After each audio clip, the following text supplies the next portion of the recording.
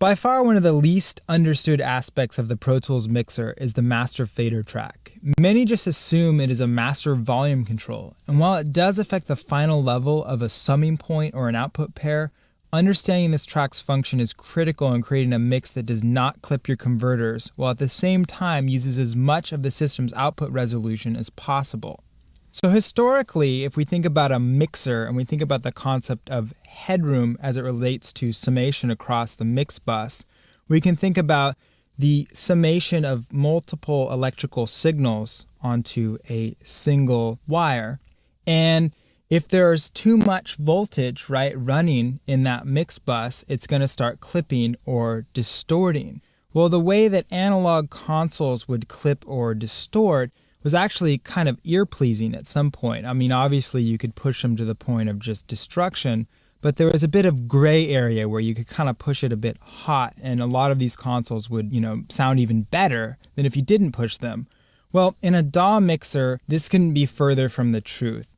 Because we're working in the digital realm, it either is or it isn't. So that is to say that a signal is there or it's not. So once you exceed the mixer's clip point, it actually hard clips the audio, truncates the top of your waveform or the loudest part of your waveform, and creates digital distortion. And this sounds really, really nasty unless that's exactly what you're going for. So let me give you a little example. So if we think about individual tracks like small 24-bit buckets, and these buckets combine into a larger 32 bucket, which is the mix bus. The Pro Tools LE mix bus is based on 32-bit floating point architecture. And what that means is that even if we have really hot 24-bit signals, almost completely full buckets, as they add together, the entire signal will be able to fit into that 32-bit space, no problem, without clipping the mix bus. So you can add tons of hot tracks together and you're not going to clip the mix bus internally inside of Pro Tools. So this is all great until we have to go back out to our small bucket of a 24-bit converter. So the output out of Pro Tools is actually back in 24 bits again, assuming we're running a 24-bit session. Now, what happens as we go from this 32-bit signal in the mix bus down to the output at 24 is truncation.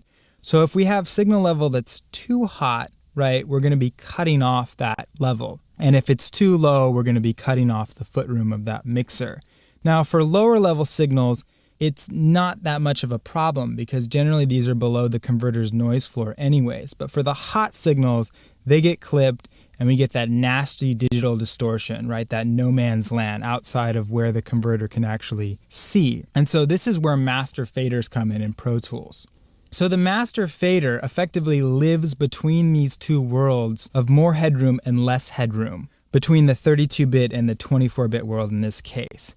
So not only does it allow us to monitor the output of a signal as it exists in the mix bus and is summing across that mix bus, it also allows us to trim or select the output bits that we use at the truncation point, so effectively eliminating a clipped mix at the output.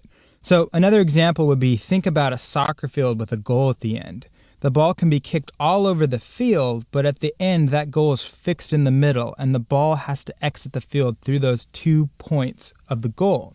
Now imagine if you could move that goal up or down across the field to best capture the ball being kicked off the larger field. This is essentially what a master fader is doing for us. If our 24-bit output is our goal and our higher precision 32-bit mix bus is our field, the master fader allows us to adjust the output goal to best reflect our mix's signal level exiting the system, neither clipping nor too weak of a signal. So there are a lot of myths surrounding this. Many people think that you shouldn't use the master fader, you should lower faders inside your mix. Most of these myths are completely inaccurate and you should definitely do your homework. But even if you don't understand this concept of a mix bus and higher precision and lower precision and bits and all that kind of stuff, it's not that complicated.